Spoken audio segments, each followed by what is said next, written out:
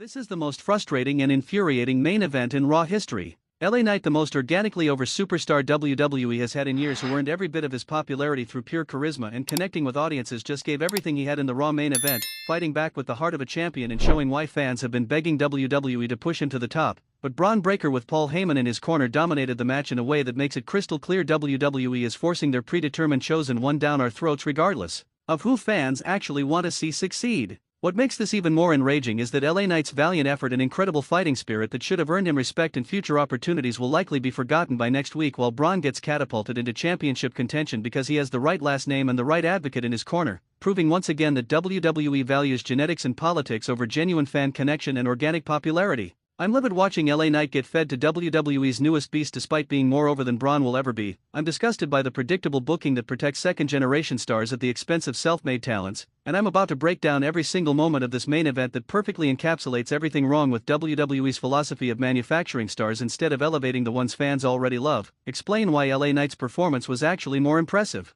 than Bron's victory, analyze whether there's any path forward for Knight after this loss or if he's been permanently relegated to putting over WWE's chosen ones, reveal what Paul Heyman's involvement means for both men's futures, and expose whether Bron Breakker's dominance is genuine star-making performance or artificial push that will crumble the moment he faces someone WWE won't let him beat. Let me describe this infuriating main event from start to finish, because every moment tells the story of WWE's broken priorities and refusal to listen to their audience. The match was announced earlier in the show: LA Knight vs Bron Breakker, with Paul Heyman in Bron's corner, main event slot, plenty of time to tell a story. On paper, this should have been a star-making moment for LA Knight, where even in defeat he looked so good that his stock would rise. Instead, it was a systematic destruction designed to make Bron look unstoppable at Knight's expense. The match started with LA Knight getting a hero's reaction from the crowd. The "yeah" chants were deafening. Signs everywhere supporting Knight. The audience was electric with excitement for their guy. Knight fed off that energy, showing the charisma and connection that made him a star without WWE's help. He cut a quick promo before the match: Bron Breakker, you got Paul Heyman, you got the pedigree, you got WWE management in your corner. But you know what I got? I got these people who made me a star when WWE didn't want to. So tonight, I'm fighting for everyone who's ever been told they're not good enough, not the right look, not the chosen one. Yeah! The crowd erupted. This is what organic popularity looks like: genuine connection between performer and audience that can't be manufactured or forced. Then Bron's music hit, and Paul Heyman walked out first, introducing the new beast incarnate with all the gravitas and presentation that only Paul can provide. Bron looked intense, focused, like a predator who'd been sent to eliminate a problem. The match itself started with LA Knight using speed and wrestling skill to offset Bron's power advantage. Knight was hitting quick strikes, using leverage and technique to take Bron down, showing that experience and ring IQ can overcome raw athleticism. For the first 5 minutes, Knight was actually controlling the match, and the crowd was going insane because their guy was proving he belonged in the main event. But then Bron turned it around with one big power move, a released German suplex that sent Knight flying across the ring. From that point forward, it was all Bron. He hit Knight with repeated power moves, suplexes, gorilla presses, a devastating spear that nearly broke Knight in half.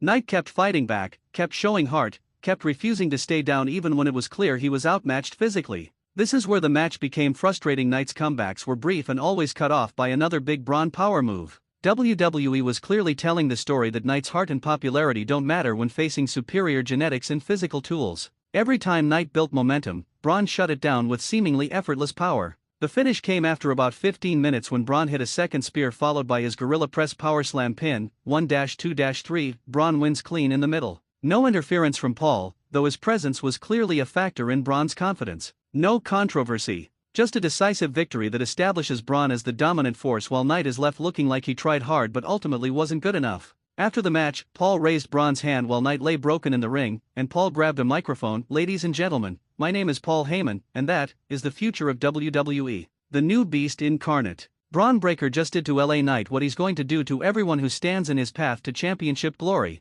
Genetics, athleticism, and most importantly, my guidance. The age of the self-made man is over. The age of Breakker has begun. Let me ask you right now in the comments, did LA Knight's valiant effort earn him any respect from WWE management, or was he just another sacrifice to build Bron Breakker's forced push? Because this question determines whether Knight has a future or is finished as a top star. Now let's talk about what makes this result so infuriating from a fan perspective, because it represents everything wrong with WWE's booking philosophy and their refusal to capitalize on organic popularity. LA Knight is the definition of a wrestler who got over despite WWE, not because of them. Knight spent years grinding, developing his character, perfecting his catchphrases and persona. When he finally got to WWE, management didn't see him as a priority, he was just another midcard guy. But the fans saw something special. Knight's charisma was undeniable. His "yeah" catchphrase became organic. His promos were must-watch TV. Gradually, through no help from WWE's promotional machine, LA Knight became one of the most over acts on the roster.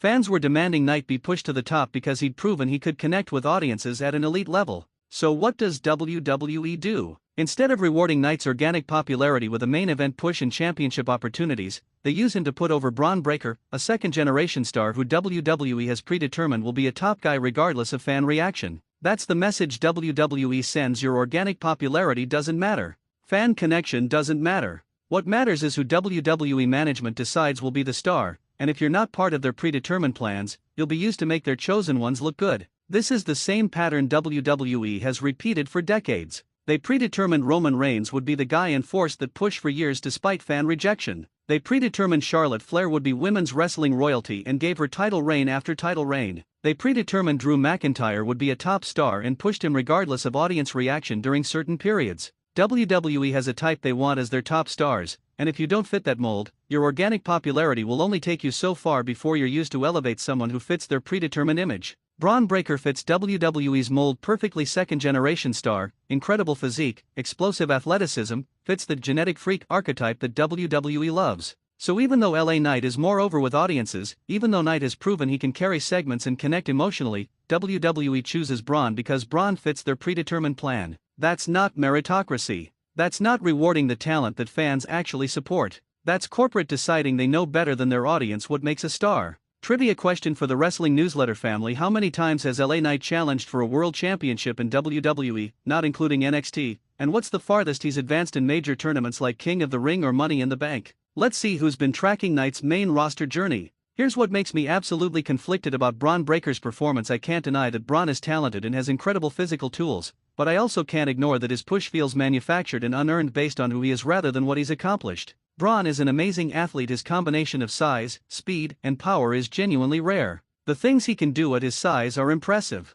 He's got potential to be a top star if he develops character depth and promo skills to match his physical abilities. But Bron hasn't earned this position through organic fan support or by grinding his way up the card. He's getting this push because of his last name, Steiner family legacy, and because Paul Heyman chose him, and because WWE management sees him as having the look they want for their top stars. That's all external factors rather than Bron proving through fan connection that he deserves this spot. Compare that to LA Knight, who earned every bit of his position through charisma, promo skills, and connecting with audiences despite WWE not initially pushing him. Knight's popularity is organic and authentic. Bron's push is manufactured and political. Now, that doesn't mean Bron can't become a legitimate star who deserves his position. But that journey typically requires proving yourself through fan connection first, then getting the push. WWE is doing it backwards, with Bron giving him the push first and hoping fan support develops after. That rarely works long term. See Roman's initial failed babyface push, because audiences can tell when someone's being forced on them versus earning their spot. The frustrating part is watching LA Knight, who already has that organic fan support, being used as a stepping stone for Bron, who hasn't proven he can generate that same connection. It feels backwards and insulting to fans who've been supporting Knight. Is Bron Breakker's push earned through talent and fan support, or manufactured through genetics and management predetermined plans? Comment whether you see Bron as a legit future star or a forced corporate project. Let's discuss LA Knight's performance specifically, because despite losing, Knight actually showed more impressive qualities than Bron in several ways. Knight's selling was phenomenal. He made every one of Bron's power moves look devastating while also showing incredible resilience and fighting spirit. Knight's facials told the story of a fighter who refuses to quit even when outmatched physically. Knight's fire UPS, where he'd rally the crowd and attempt comebacks, demonstrated his ability to work audiences and create emotional investment. In many ways, Knight was the star of that match, even though Bron got the victory. Knight showed the complete package of skills that make someone a main event player: psychology, storytelling, crowd connection, ability to make opponents look good while also getting himself over. Those are the intangibles that separate good wrestlers from great performers. Bron, by contrast, showed impressive athleticism and power but less psychological depth. His performance was more about physical dominance than storytelling nuance. Bron hit his moves convincingly and looked like a beast, but he didn't demonstrate the same level of ring psychology or emotional storytelling that Knight displayed. From a pure wrestling perspective, Knight's performance was arguably more impressive because he had to do more with less. Bron's job was straightforward: be physically dominant, hit power moves, win decisively. Knight's job was more complex: make Bron look like a beast, show incredible heart and resilience, connect with the audience emotionally, create drama about whether he could overcome the odds, and make his eventual loss feel meaningful rather than like a squash. Knight succeeded at his job brilliantly. Every element of his performance served the story and connected with audiences. But because he was positioned as the loser, his excellent work will likely be overlooked while Bron gets credit for the victory despite actually doing less impressive work from a pure performance standpoint. That's another frustration: WWE often rewards the outcome, winning, more than the quality of performance. Knight gave a better overall performance, but because he lost, he won't get the same recognition as Bron, who won despite a more one-dimensional performance. Did LA Knight actually give a more impressive performance than Bron despite losing? Should performance quality matter more than wins/losses? Comment on whether Knight deserves credit for his excellent work. Here's my controversial take that's going to make people furious: WWE should have had LA Knight win this match, even if it meant derailing Bron's push temporarily, because capitulating to fan demand and rewarding organic popularity creates better long-term storytelling than forcing predetermined pushes that audiences resist. Knight winning would have sent the message that WWE listens to fans and rewards the performers who connect with audiences. It would have created a feel-good moment that fans would remember forever. Yes, it would have interrupted Bron's push. But Bron is 26 years old with decades of career ahead of him. He can afford to take a loss and rebuild. Having Bron lose tonight could have been storytelling. Maybe it humbles Bron and forces him to develop more than just physical dominance. Maybe it creates a rivalry where Bron eventually overcomes Knight and proves he's more than just genetics and management protection. Instead, WWE chose the safe, predictable path of having their predetermined chosen one beat the organic fan favorite to establish dominance. That protects Bron's push, but it also alienates fans who feel like their support for Knight doesn't matter, which creates cynicism and disengagement from the product.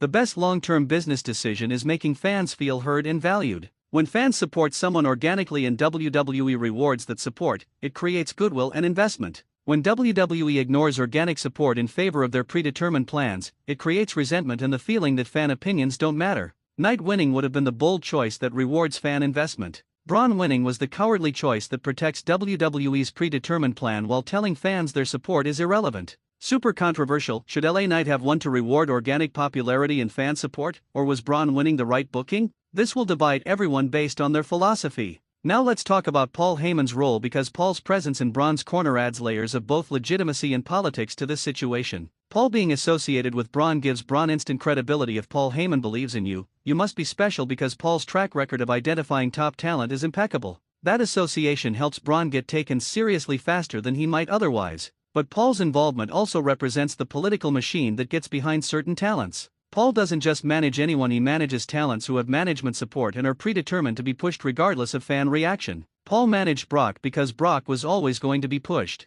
Paul managed Roman because Roman was always going to be pushed. Now Paul manages Bron, which signals that Bron is predetermined for a mega push whether fans organically support him or not. So Paul is both helping Bron and revealing the politics that make this push feel manufactured. Fans see Paul's involvement and understand immediately that this isn't organic. This is WWE's machine getting behind their chosen one and using Paul as part of that machine to guarantee success. Paul's post-match promo declaring the age of the self-made man is over is particularly telling. That's WWE essentially admitting they don't believe in organic stars anymore, that they'd rather manufacture stars through strategic positioning and management support than elevate talents who naturally connect with audiences. Paul saying the quiet part loud that WWE values genetics and guidance over authentic fan connection. Is Paul Heyman's involvement helping Bron develop into a legitimate star, or revealing that this is a manufactured political push? Comment on whether Paul's association helps or hurts perceptions of Bron. Let's address what happens to LA Knight after this loss, because where Knight goes from here determines whether this match was a temporary setback or a permanent ceiling on his main event aspirations.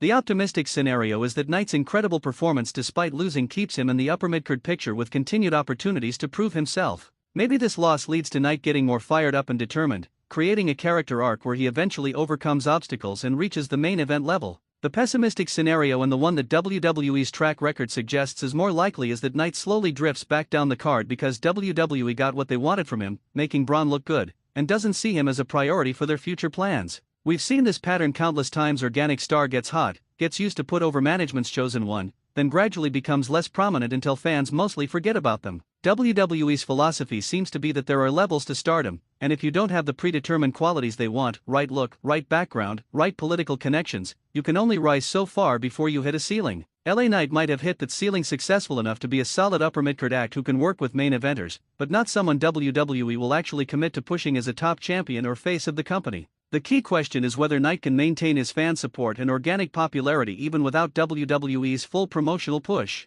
If fans continue to demand Knight despite WWE's reluctance to push him, that creates pressure on WWE to eventually give Knight more opportunities. But if Knight's popularity fades after this loss, WWE will use that as justification for why he wasn't ready for the top spot. Where does LA Knight go from here? Will WWE continue featuring him prominently or will he drift down the card? Comment your prediction for Knight's booking over the next 6 months. Here's something nobody is discussing: the crowd reaction throughout this match and what it reveals about fans' priorities. The audience was clearly behind LA Knight from the start, chanting for him, booing Bron's power moves, trying to will Knight to victory. That continued throughout the match despite Knight being systematically beaten down. Even as Bron dominated, the crowd never turned on Knight or started supporting Bron. That's significant because it shows that fan loyalty isn't easily transferred just because WWE tells us someone else is the guy now. Fans support who they connect with, and forcing a new star on them doesn't automatically transfer that support. Bron might have won the match, but he didn't win the crowd, which is what actually matters for long-term success. WWE can book Bron to beat everyone on the roster, give him Paul Heyman's advocacy, position him as unstoppable, but if the audience doesn't buy in and support him organically, none of that manufactured push matters. Wrestling works best when there's alignment between what WWE wants and what fans want. This match showed clear misalignment. WWE wants Bron as their star, fans want Knight. The question is whether WWE will adjust based on audience feedback or double down on their predetermined plan. History suggests they'll double down because WWE typically believes they know better than their audience. But occasionally, like with Daniel Bryan or Becky Lynch, fan demand becomes so overwhelming that WWE has no choice but to adjust. Will fans' continued support of Knight eventually force WWE to change course, or will WWE successfully make fans accept Bron as the star? Comment on whether audience reaction actually matters to WWE's booking decisions. Here's my final analysis before I need your complete thoughts. LA Knight fighting back hard but Bron Breakker dominating the Raw main event is a perfect microcosm of everything frustrating about WWE's booking philosophy. Organic popularity and fan connection don't matter as much as predetermined plans and protecting second-generation stars with the right look and political backing. The match itself was well worked with both performers executing their roles effectively. Knight showed why he's so over by demonstrating heart, charisma, and ring psychology. Bron showed impressive athleticism and power even if his performance lacked psychological depth. From a pure in-ring perspective, this was solid main event action. But the outcome and implications are what's frustrating. Knight's loss likely cements him as an upper mid-card player rather than main event star, while Bron's win catapults him toward championship contention despite not having the same organic fan support. That reinforces WWE's pattern of manufacturing stars through booking rather than elevating talents who naturally connect with audiences. Paul Heyman's involvement adds legitimacy to Bron but also reveals the political machinery behind this push, making it feel more artificial than authentic. And the crowd's continued support of Knight despite his loss shows that forcing predetermined stars on audiences doesn't automatically transfer fan loyalty. The wrestling world is watching to see if LA Knight's career stalls after being used to elevate Bron, or if Knight's organic popularity is strong enough to force WWE to keep featuring him prominently despite their preference for Bron. If you made it through this entire breakdown, you're incredible. Do 3 things. First, smash the like button if you're frustrated by Knight's loss and Bron's forced push or if you think this was the right booking. Second, leave detailed comments answering all my questions. Did Knight earn respect? Is Bron's push earned or manufactured? Who gave better performance? Should Knight have won? Paul helping or revealing politics? Where does Knight go? Will crowd reactions matter? Third, subscribe and hit that bell because this Bron/Knight situation is ongoing and I'm covering every development as WWE tries to make Bron their next beast while Knight fights for the recognition he's earned. This is either smart booking or fan rejection waiting to happen and we need to watch it unfold together.